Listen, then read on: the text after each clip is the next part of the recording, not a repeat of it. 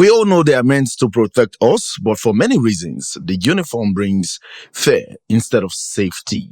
Today we ask questions a lot of persons, a lot of Nigerians are afraid to ask. This is just a conversation that is accountability. And all the same, I want to say that a lot of youth are out there who wants to really know what is going on with our uniform men, and at the same time, the whole brutality that is happening up and here in the country, Nigeria. Today, I have somebody who is going to be discussing with me on the program today, and the program is Free Flow, where conversations are raw. I have here in the studio with me the Special Assistant to the Governor of Civil Society Matters, in person of Honorable at DBC Emmanuel. Good afternoon this afternoon. Good afternoon. Good afternoon, Nigeria.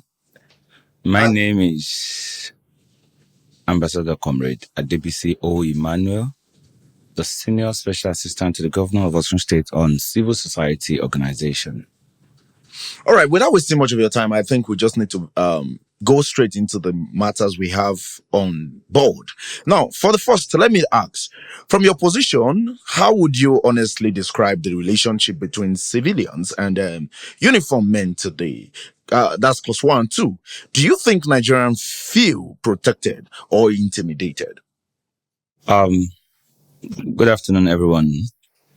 Let me start from the relationship between the civilians and the uniformed personnel who are supposed to be our saving place, or the people that are supposed to be securing our lives and property. Yeah. The relationship is not that cordial in some area. We cannot generalize it. We have good areas. We have some areas that we have cordial relationship, because out of many of them, we still have good ones. But the unfortunate incident in this main matter is that the good ones are few. So their work is not being projected because of the bad one among them. When I was growing up, I thought, when I see a high rank officer, he should be a well and cultured person who knows what he is doing or what oath he swore before putting under uniform. But growing up, I got to know that the corruption comes from up, not from down. Because in a situation where you have a good leaders, the follower, the lower cadre, will be mindful of what they will be doing, because they know that they might be in trouble if they should report them to their leaders. But reverse is the case in some aspect, in some area in Nigeria. So that will lead to the second question you ask, that do I think we are safe in their hands? Yeah, we've been protected. Or we are not? I will tell you that Nigeria are no more safe in the hand of the security because of the oppressors among them, which we have as a leader. Because of those who have turned that office to money-making office. Today, we have experience of senior officers who will deploy the junior cadre out there to go on checking point, simply not to apprehend the criminal, but to extort the innocent Nigerian.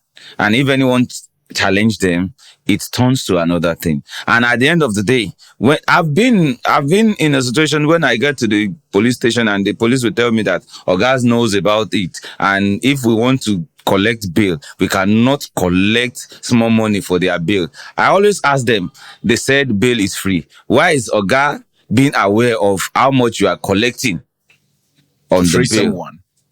To free someone. So we can see in that aspect, Nigerians are no more free because the bad ones are more than the good ones. Okay, that takes me to the second question I have here with me, which says, at what point does enforcement becomes oppression, and who defines that line? That's one. And the second one this is this an issue of few bad officers, like you said earlier, or something deeper within the system of the security force? Thank you. Enforcement became an oppression when you started being partial about the way you enforce matters. In some situation in this country, the civilians have their fault and the forcemen also have their force.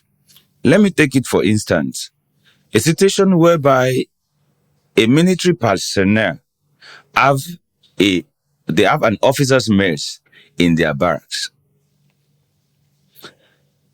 And they left the bar in their barracks to mix with civilian. In a good position, the civilian are to respect their uniform.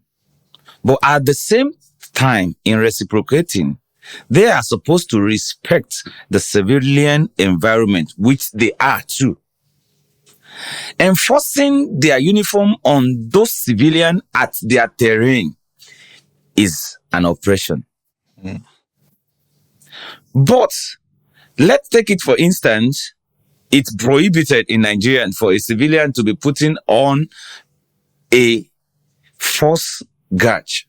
Let's say you're putting up a uniform like a camouflage belongs to a military personnel. Is prohibited in Nigeria. But they are proceeding in prosecuting anyone that is caught in act. But it's become an oppression when you meet that person and you started brutalizing him, assaulting him. The law, the constitution did not ask you to assault him. You can easily arrest the person and there's proceeding to impersonation. We call it impersonation. After you arrest him, you hand him over to police for prosecution. But immediately today, when we have seen a lot of video where a military personnel will caught someone with a camo cap and they'll start beating the person. That is not enforcement. That is oppressing. Okay, permit me to say this. In other Western part of the world, we find out that a lot of persons tends to put on camels that belongs to the armies, the navals, and nothing happens. Nobody sees it as oppression. Nobody sees that as an issue. But it happens in Nigeria where it just a sign of you're putting on something that has to do with the military. You become a threatened, you become oppressed and all of that. So what law is guiding that in Nigeria that is not guiding that of each and every country have their constitution. Yeah. They have do and don't. Those country that free people wearing camo, putting on uniform of the force might not have they might not have it prohibited in their constitution. Yeah. This is Nigeria. This is not other countries. So when they say this thing is prohibited in your terrain, in the society or area you belong to, you must know that in that society, that terrain you belong to, they don't want it there. And they might have their reasons of putting it into law.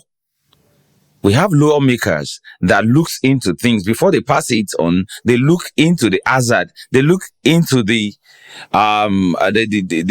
what will I call it? The consequence behind putting those things into law, behind passing it before they pass it. So each and every country have their own. Let me take it for instance. There are some countries that drove right-hand car, and in Nigeria is not like that.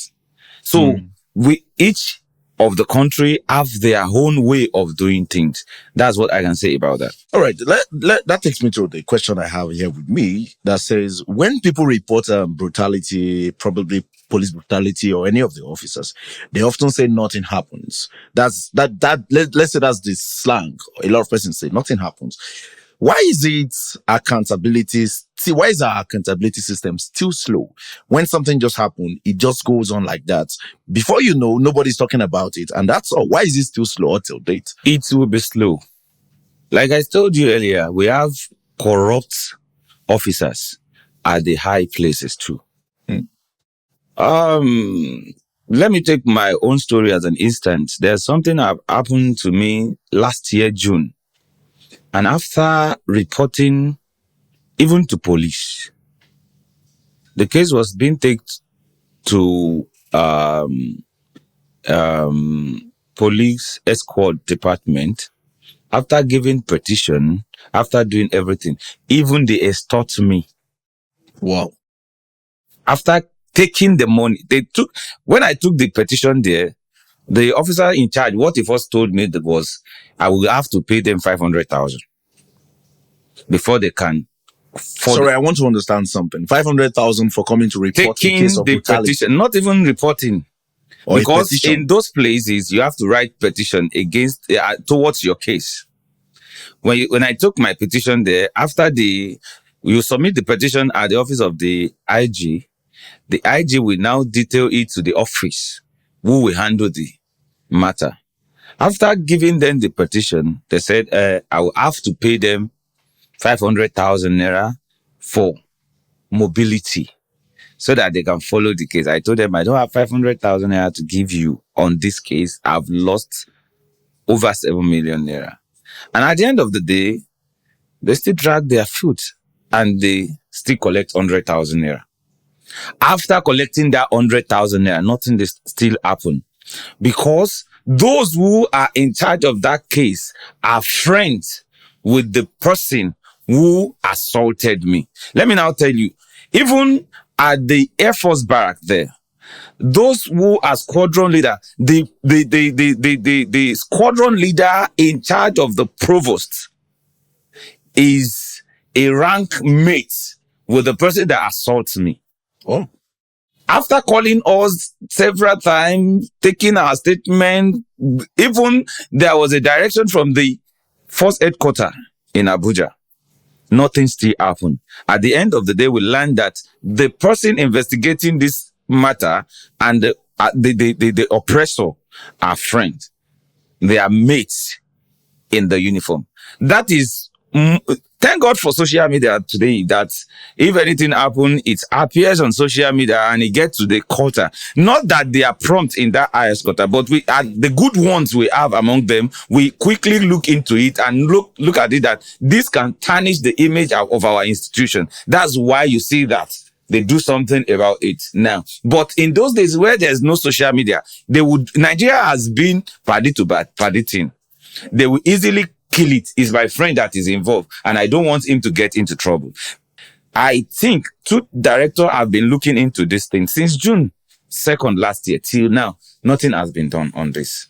Simply because the person involved and the OC provost are friends. They know each other. This is what has been making the process of getting justice when you are being oppressed or brutalized get slow in the country. Okay, now having drawn some things from what you've said already, so are you trying to tell me or trying to make us understand that officers who abuse power, they are not truly punished, or probably let's say that they are one way or the other protected internally? We all know most of them are not being punished. It's just few that has been punished. Let's take it for instance, in our state, in Osun State, before the NSAS, there are many police brutality. We can name people that police killed in this country. Everybody knows Abiola. Abiola was a victim of police brutality and Abiola gone for it. The officers that shot Abiola is still in service. The only thing they did was transferring him out of Osun State to another state. That's the highest They always do. It's now that social media and Nigeria are raising voice against this thing that we see that they are doing like 2 out of 10. Most of those people are not getting the exact discipline they are supposed to get. And that is the reason why it's not being cautioned. I'm not talking about police alone. It's happening generally in the force. We live in a biased country. And I will still put the fault to the leaders. Let me take it for instance. In this Osun state, we have had several commissioner of police. We know the ones that are good, that are real law enforcement officers. And we know the ones that are biased. We have the likes of CP Lunga Kinde, we have CP Kwachi, we have the likes of CP Fale or Pale, who are strict and know their job. And in this state, we have CPs that in their face, at their nose, the police officer are misbehaving. Let us take instance for what is happening in Osun State presently. Nobody is saying police should not do their job. Nobody is saying they should not execute their primary assignment. But when it becomes leaving your terrain and doing what pleases you. Today in Osun State, there have been a loud rage of how youths are being harassed, assaulted by the police officer, which have not been like that before. We have many references where police will be chasing a young person. And some few weeks ago, there was a case where police officer was chasing a woman driving her husband SUV. And they chased him to an extent that woman drove into canal. He has his husband there. His little kid was inside the car. And that woman, till people make noise, till now that I'm talking to you, they did not even ascertain the officer who did that thing. They will not get justice because the fault came from the CP Gotan is our news, is the present CP in Osun State, cannot say he did not hear about that incident. What reports have they given the public? Or I don't know, maybe you have heard anything about those who did that thing. But they are quick and swift into their bias action when it's not within their prejudice.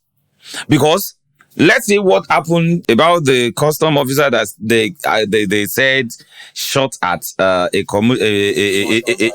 commercial driver. Immediately they released a press statement that they have arrested 2 custom officers who shot a commercial driver. How many people police have shot in Osun? How many of them have they put on their press statement that we have arrested the police? The police that chase those people into Kana, a whole family into Kana. Did you hear any press statement that they have arrested them or they have locked them up? But when it's not from them, they are quick to swift into action without even making an investigation. And let me tell you, even when it's not from them, when it's from civilian, if they know they cannot eat inside, that is when they will swift into action. I have an example. December last year, some set of, I will not call them hoodlum, I will call them an armed robber, came to my compound, shot in my compound. We called the police. The police could not do investigation to get these people, but after some week, we were able to locate these people at Osun Mall. And we called this same set of squad who came to my house and they arrested this guy. Took this guy to their station. They were still demanding money to do their investigation. Till now I'm talking to you, no report about these people. And I know by myself that they could have bribed their way out of that station. Oh.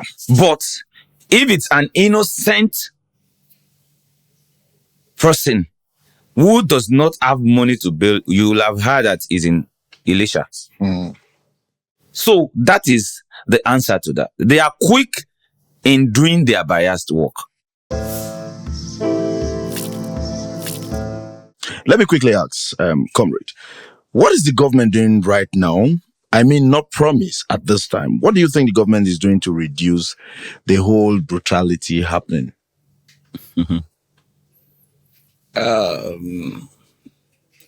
About that issue of government, ọ̀rọ̀ ẹ̀ dàbí ajá mọmọ tiẹ̀ fún lọ́mú, ó mọ odò ọ̀yà bù lẹ́sẹ̀ jẹ́. I don't think the government will do anything about it because it has not gotten to any of them. It's very, very hard before you can see the son of a governor or senator or the president being harassed by any security personnel because they have thousands of them at their back guiding them.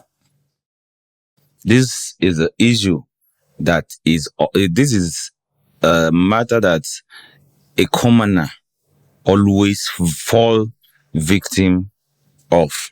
And whenever it happens to high-profile person is when you will hear it everywhere. All the news, all the bloggers will pick it up because we are living in a biased country, like I said earlier.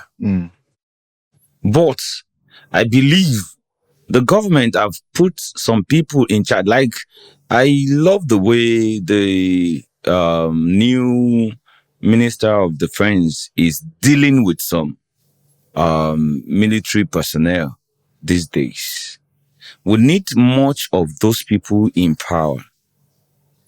The new Inspector General of Police, Mr. Dizu, is a humanitarian because he's a Rotarian. And I believe he's a very disciplinarian person. I believe he also, if he puts it up the way he promised the country, he should be able to do something reasonable about this thing because it's getting out of hands again. The issue that brought the event of NSAS is not as worst as what we are seeing these days. Because we started it in Osun here. What we are seeing these days is getting out of hand. A situation whereby a security personnel will believe he can just malhandle a commoner, an harmless civilian, just for no reason. And you think there's nothing can happen. Remember that you get where you go chase person reach, where the person go face you. I'm not talking on behalf of anybody. Nobody sent me here. But I'm saying it that this security personnel are few when we do head count between the youth and the security personnel. But I'm urging the leaders, the ones at the top, to call their things to order before it will get out of hands again. All those who they have brutalized, that are shouting, that are crying, they should quickly visit the matter and do the justice.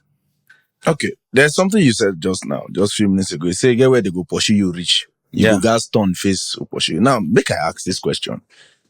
With the system of this country now, the system of the security operative, so we get, if any of your relative, your family or close person gets way them treat them wrongly or somehow, should you trust the system of this country? We Say they don't go have do any justice to system them? in this country. When we are talking about fighting for justice, we don't have. So If the Nigerian system is working on getting justice for someone, policemen will not chase someone into a canal for the past 1 month and we are not hearing anything about it. Shebi all these their oga they travel out of the country. Now so then they do for where they go. So I cannot trust any justice. Thank God for social media these days. Police for the kill, they bury people. Army for the brutalize. And all of them, I am saying it, they are lazy. Even a bandit, they pursue all of them. They were carried this wrong kata kata. But they pursue Yahoo boy like say, now their primary assignment be that. We all need to work together and make things work in this country. All It's not working already. What do you think an average Nigerian should do when faced with harassment? Like when I thank God we have some of us today that before you start say you want to harass us, when you hear our identity, you go carry your head, go inside. I will still urge Nigerians say, once you are about to be faced with harassment, make sure your camera is working well. Blow their yansh for social media. That is only where you can get your justice. If any soldier, any army, any police wound you, and you said you are writing petition to any office, it's just like you are giving cats an assignment to monitor fried meat. Waiting that one go bring. All right. And make I ask this question also. How can young people protect themselves without escalating the situation of things or without escalating the matter? How do you think young persons of today can protect? That's what I said. You don't need to escalate anything. Some few weeks ago, I was at Ikeja, Allen Avenue. I was driving, and at the checking point, the foolish question the police officer will ask me when he stopped me was, "Hello, who are you? What do you do for living?" And I was like, "Is that why you are here?" And he asked me to pull over, that he wants to search me. After pulling over, he searched my boot. He said I should open my engine. I opened my engine. He looked inside my car. He was asking me that, what do I have in my hand briefcase? I said, you can search it. Maybe you have searched everything. After you have searched everything, mind you, when he was searching, I was doing my video. You have the right to do video of anybody if he starts doing your video. Once you do, there are some gadgets you can get now that they will not even know you are doing their video. Yeah. Have your evidence as they're having theirs too. Because we have had some situation where when they are searching you, they plant something in your car. And at the end of the day, you'll be roped. So try as much. I believe that if you can buy a car of 10 million naira, you can afford to have a gadget of 60,000 naira that will secure you from those people. They are corrupt everywhere. So you can, to avoid any escalation, it will still get escalated if they don't cop them. But to avoid it at the beginning, you need to guide yourself by getting some little gadgets to have your evidence. That night, assuming I don't have evidence, those people might overpower me because it's just only me among 4 armed men. Do you know the funniest part? When I told them that my car needs fuel, I drove into fuel station and one of them forcefully withdrew the car key from my car. And when I called the higher authority to talk to them, the next thing they said was, I kidnapped one of them. Let's assume I did not have my video evidence. Kidnapping a police officer is a very big offense. In Nigeria, let me quickly chip in this. Do you know there's supposed to be a law that we guide it that when you buy a Tokunbo car, you must test run it for like a month or 2. I bought a car. A police officer stopped me the 4th day I bought that car. He was telling me, am I supposed to be driving a car without number? I numbered that car. The second week, the car got fault. I went to police, the dealer went to police station.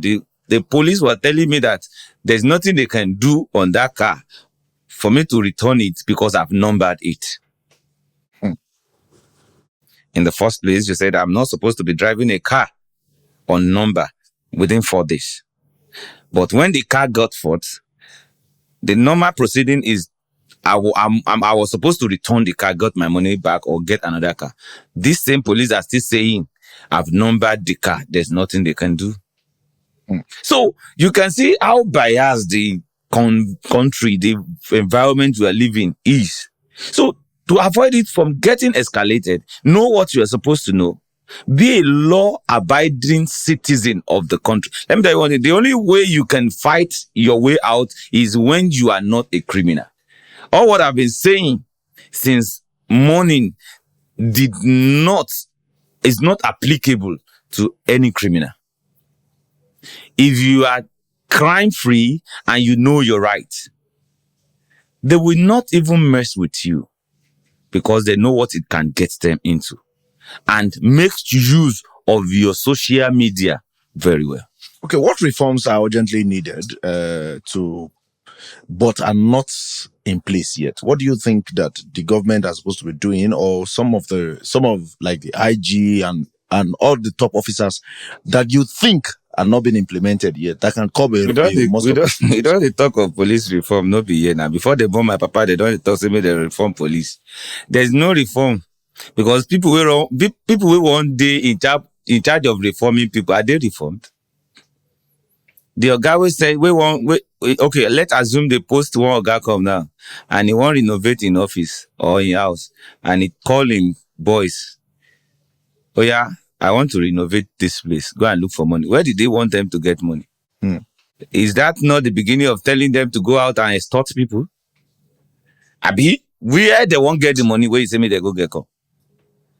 You are telling them to go out there, extort people and come and renovate my office. So if they want to reform, it's not going to be... Let me tell you one thing. There are some things that cannot be right if they are allowing people in the system to handle it. Do you understand me?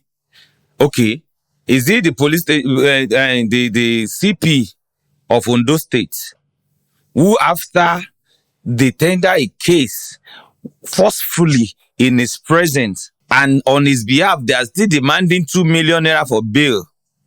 Is it the one that will come and reform the young kid that are asking for 2,000 naira, be 200,000? Did they even have mouths to talk? Abi, you say you be my Ghana, you can't talk, say, okay, go settle that matter, but collect 2 million naira for them. Tomorrow, if you settle matter where I don't know, and you collect 200,000, and those people where you collect 200,000 can't report you for me, I go fit get out to talk for you. So that reform, I don't think is going to work anytime soon. Okay. Lastly, what message do you have for Nigerians who have probably lost hope? And at the same time, what message do you have for uniform officers who probably will be watching us? The message I will pass into Nigerian is that make use of your human rights office very well. We have human rights centers across the nation, and I think they are doing well. I give kudos to them. Even this police, they fear them sometimes. Because I've been in police stations sometimes where human rights agents came to the police, and before you know it, they started sweeping the cells. They reduce people that are in the cells because they know that there are a number of people that must be in that cell, and there's a way that cell must be tidy before putting people there. If you enter some cell for Nigeria, you go know say Jesus Christ, no be speaking from Edo State. The way it stink, and they will still put people there. And the funniest part of it is that if they are releasing person today, they will tell her, you go pay Isaiah money, you go pay soap money. That Isaiah money, where they pay, what did they use and do? But citizens can make use of human rights. There are laws that guide issues. There are some issues that are even civil matters that don't need police. But people are not well oriented. Anything that happens, you go to the police. Anything that happens, police spoke knows. Even Lapo and all these loan agency, they carry person go police. I go say, you be mumu. I know they borrow money. Make I borrow money from your company. Make you come carry me go police. Police go tell me what they consign loan. But until they know they are right, they will still be rolling them the way they are running them. So we are in a very fast age. AI is there, Google is there. You can Google your right, what you ought to do when anything happens to you. I put something on my status weeks ago, orientating people about this humiliation they are getting for police, about loan people. If I owe you money, If I owe you money, where I no talk, say I no pay. If you carry me go police station or your friend na police, if your friend lock me for one day, if I manage come out, now that police and you go still pay the debt where I owe you. Because I go slam you fundamental. And I go charge you 50 million. And inside that 50 million, I go pay your I go pay your gbese where they owe. You can't use the balance. Police does not have right to draw money for anybody. It's a civil matter. But today, I've seen people sleeping in police cell for 3-4 days. At the end of the day, what happened? He's owing me money. There's difference from obtaining by trick and owing someone debt. If you fraud me, if you defraud me, if you obtain me by trick, it's different from I came to you. Maybe I buy something from you. I'm yet to complete your money. Or I come to you, please, I need this money. Loan me for some certain time. And I did not meet up. That was the case. The person have even, out of 5 million naira, he has even paid 4.5 million naira. And they took him to zone 11. These people, I don't understand the way they work. And the next thing, they went to his house, pack all his gadgets to police station. Still lock the man because he's owing them money. It doesn't work that way. That is not what the Constitution says. So you must know your rights. Try and know how to use your social media. I think that is where we are getting justice these days. All right, it's been a wonderful moment with Comrade Olabisi Emmanuel, and I want to say thank you for being Adebisi Emmanuel. Adebisi Emmanuel. Thank you for being on the show. You're welcome. And I hope too well that we're going to call you soon. I know you anytime. Ade Giriba. All right, that's all on the free flow where truth meets conversation. If you don't ask the question, nothing changes. So just ask the question and let's make changes together. Stay informed, stay aware. I'll see you on our next episode. Bye-bye.